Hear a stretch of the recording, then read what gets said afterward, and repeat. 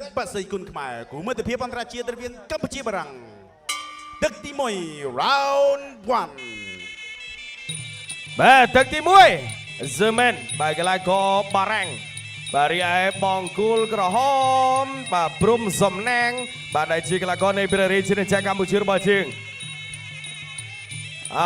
ពានរង្វាន់កិត្តិយសគុណខ្មែររបស់យើងបាទចាំមើលថាបានមកលើក្រុមកីឡាករកម្ពុជាឬមួយក៏ខាងក្រុមកីឡាករមកពីបារាំង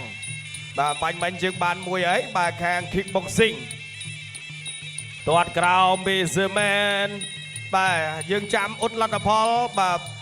ព្រំសំណាងនេះហើយធាក់មួយពី Zemen ធាក់ពីរបស់ Zemen ទាត់កាត់របស់ព្រំសំណាងភឹងទាត់ក្រោមរបស់ Zemen អញ Zemen ដឹងថាបាទមិនបាត់ធាក់ដល់ក្រោមបាទឃើញពូណាងធ្លាប់ខូចជើងទាត់ក្រោមទៀតរបស់ Zemen បាទទៀតដើរចូលតិចទាត់ក្រោមទៀតរបស់ Zemen កីឡាករបារាំងបាទទៅអើយទាត់ក្រោមទៀតរបស់ Zemen អញមែនតែន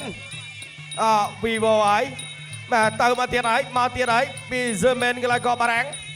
ទាត់ជើងក្រោមទៀតរបស់ Zemen ទាត់ក្រោមទៀតពូណាំងអត់ទាន់ចេញទេធាក់មួយទៀតរបស់ Zemen ទាត់ជើងក្រោមរបស់ Zemen ដូរជើងមួយសិនដើរចូលអត់បានវាយកែងទេដើរចូលពីព្រំសំណាងបោះបានមកដៃស្ដាំទាត់វិញពី Zemen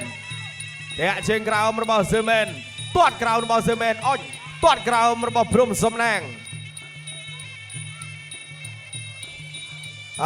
នៅត្រឹងបាទ Zemen គៀងហើយបាទគៀងពី Zemen គៀងចេញអត់ទេអាវុធកន្លែងនេះអ្នកណាចេញមុនពូណាំងធាក់កាត់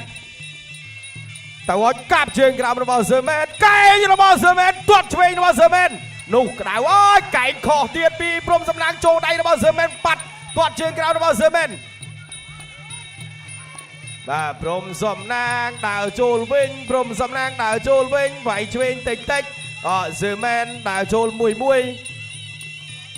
ទាត់ជើងក្រោមផុតពីព្រំសំណាងទាត់ក្រោមទៀតបាទតិចពីព្រំសំណាង Zemen ឈរត្រឹងបាទមួយតាមវេយ្យាករណ៍ទាត់ក្រោមពីព្រំសំណាងទាត់លើទាត់ឆ្វេងចូលក្តៀតក្អមពីបាទ Zemen ឆក់ឆ្វេងអូយទាត់ឆ្ងាញ់ណាស់បាទទាត់ជើងក្រោមពី Zemen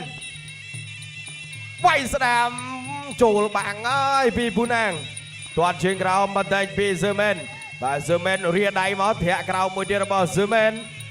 ទាត់ពីព្រំសំណាងឆ្វេងទាត់ក្រោមឆ្វេងរបស់ព្រំសំណាងចេញអាវុធអត់រួចទេZemen ចាប់ទឹកទី